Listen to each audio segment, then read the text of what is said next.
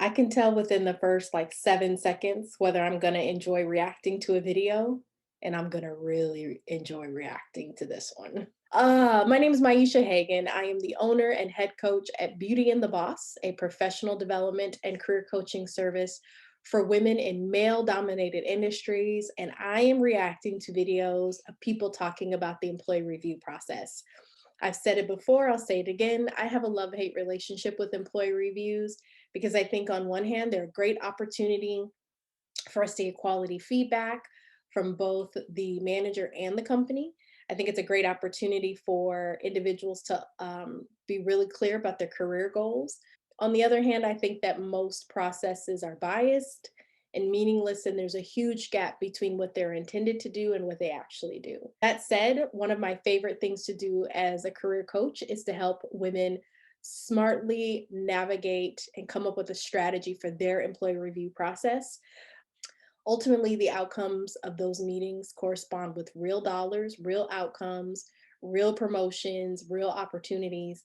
And so I believe that helping the individual, helping you, the employee, show up well, show up like the queen that you are, um, is going to be better for everyone, including your firm. With that, let's get into this reaction video. There is a naive understanding about what happens when a manager or a supervisor is evaluating the performance of his or her employees.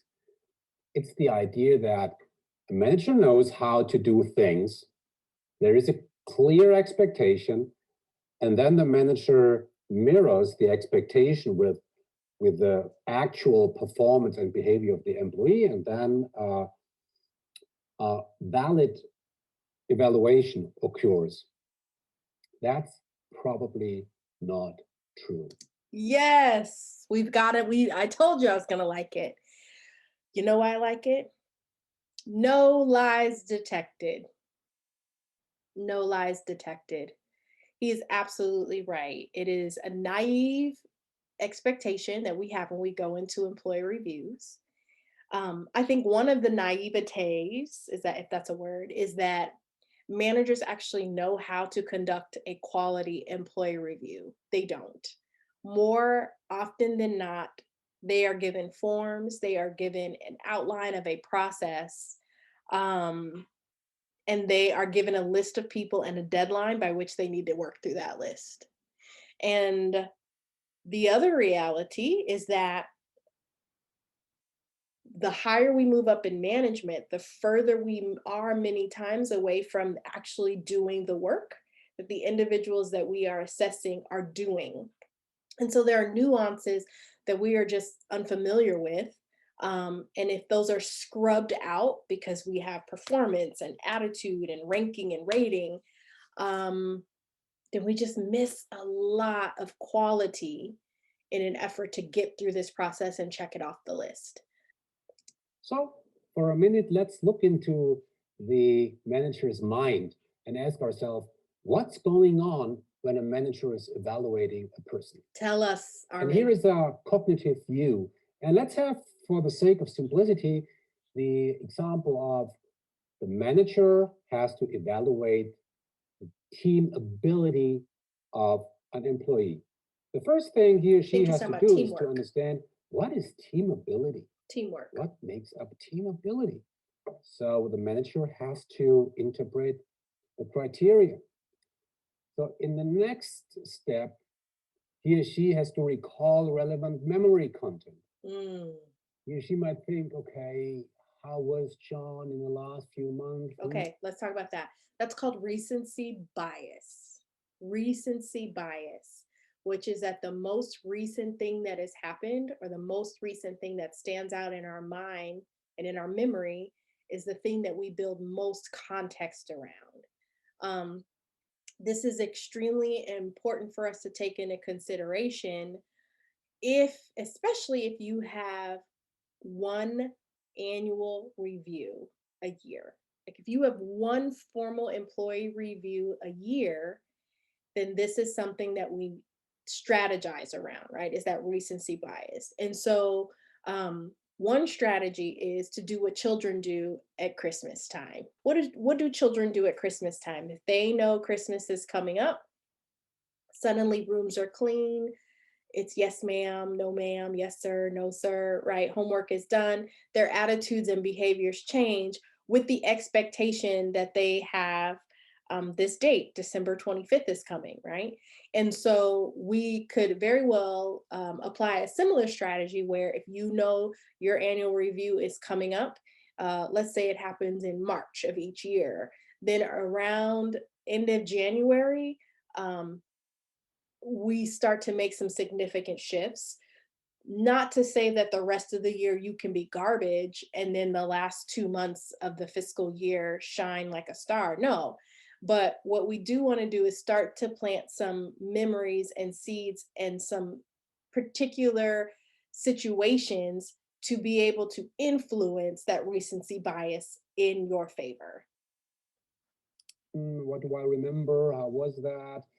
And based on what comes to his or her mind, she will say, I feel or I think that John was okay with teamwork. Yeah, from what I can recall, that was okay. And then the manager must anticipate the consequences when communicating this initial judgment to Sean. As a manager, you might know, Sean thinks that he's wonderful.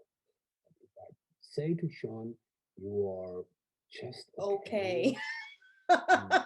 he will be disappointed. So, I I'm gonna link this video below because I want you to watch it again without my commentary.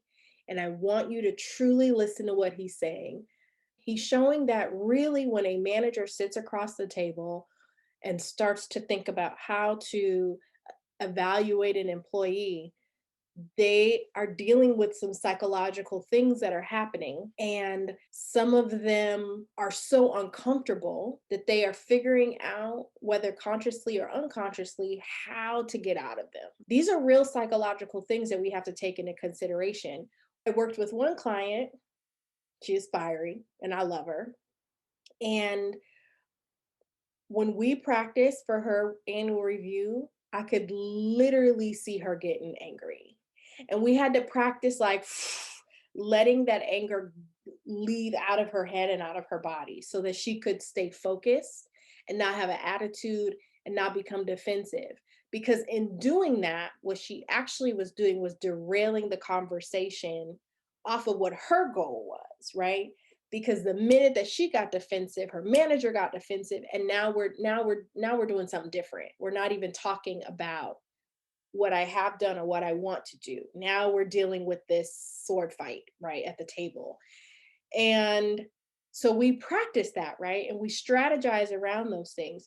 Part of the strategy is very much taken into consideration, what is your relationship with your manager like? What is their temperament? What is their personality? And figuring out how do we structure and navigate, right? How do we move things forward? How do we get things back on track if they get derailed? How do we solicit quality feedback from someone who may be intimidated by us, even though they're a manager? These are all the things that we figure out strategically. let's think again. Let's adjust what I can recall. Let's think further. Was there not something positive? Yes, there was. And yeah, indeed, he was actually doing very good. So So I so listen to what he said is happening. Let's go back to this. I want to see the actual graphic.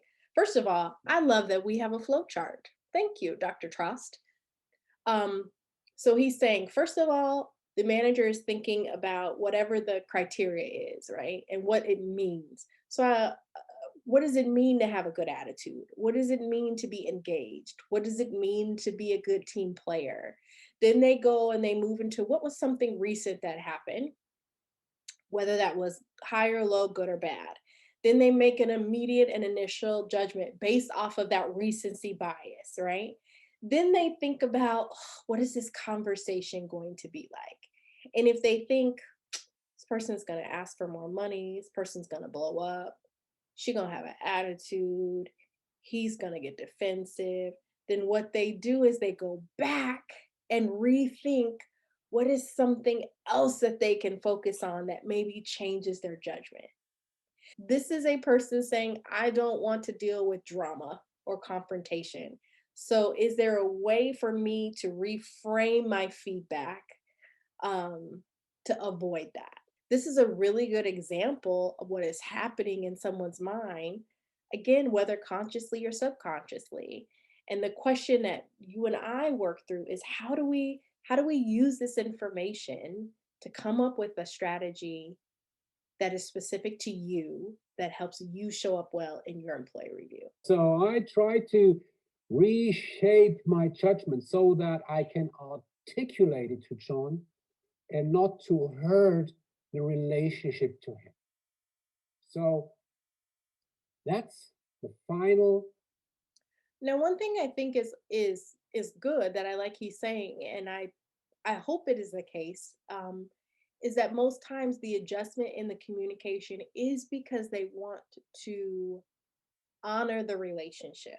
However, what that can mean sometimes is that the employee misses out on important feedback that will actually help them to improve, and also may miss out on insights that align with their career trajectory, or insights that align with their career goals, because there's some navigating on the manager side. So if that's the case, if this is the case for you, then we have to compensate for that in our plan, maybe by seeding, right, or kind of pulling information out of the manager, whether that's on the in the formal review or informally in some other setting.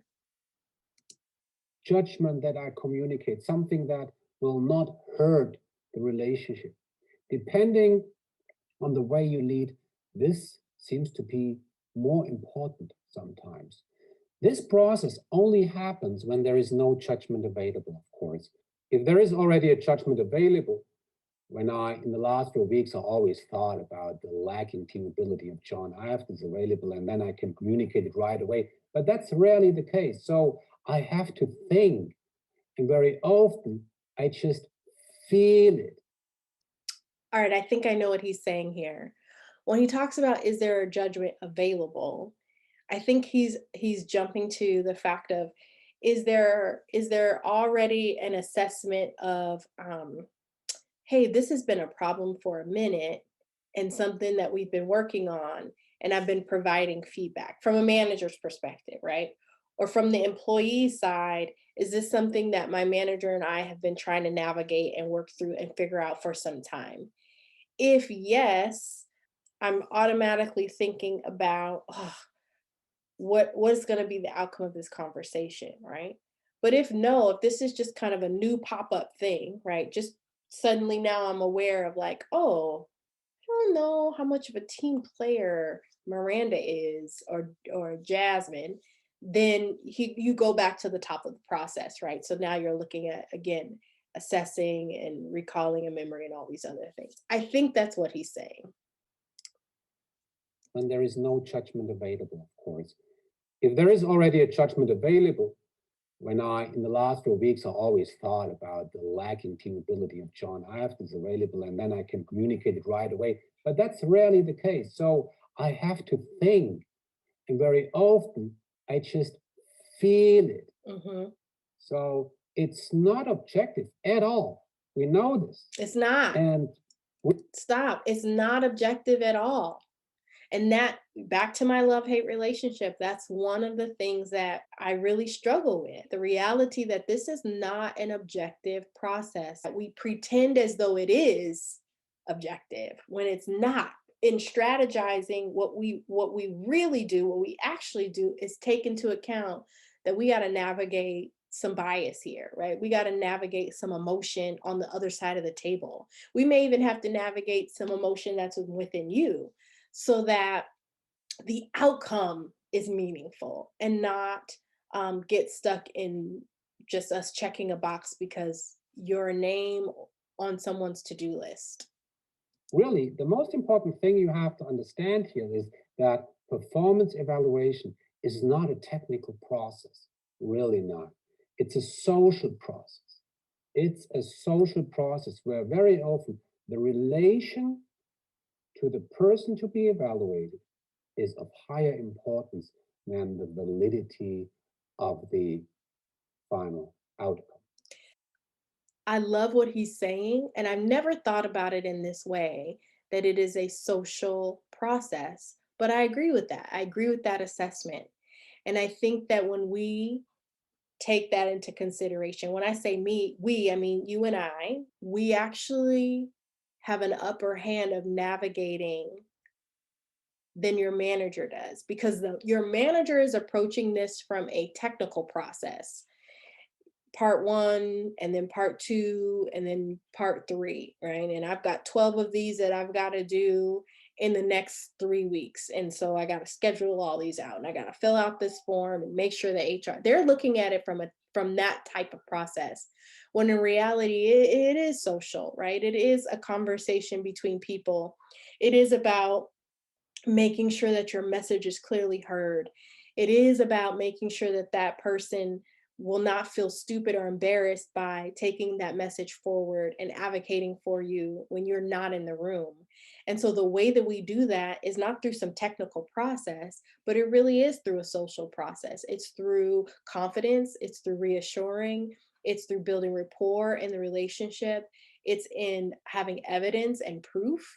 Um, and it's in staying in character. We have to stay in character sometimes in this meeting so that we don't get derailed and pulled into someone else's agenda or intention, which could very well just be getting through the process. Okay.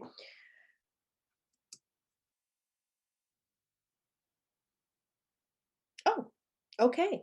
He's got a book. I knew I was going to love this video. There was just something about the first couple seconds that I was like, this guy could be a truth teller. At the end of the day, when we talk about human resources, right, we have to put some emphasis on the human side and not just on resource allocation and positioning. So thank you for watching. I hope that you found this valuable. If you would like to some support with your employee review, please reach out to me. You can find me at my website, which is bosslady.coach. There you can sign up for my newsletter and join the Boss Squad, or you can connect with me on LinkedIn.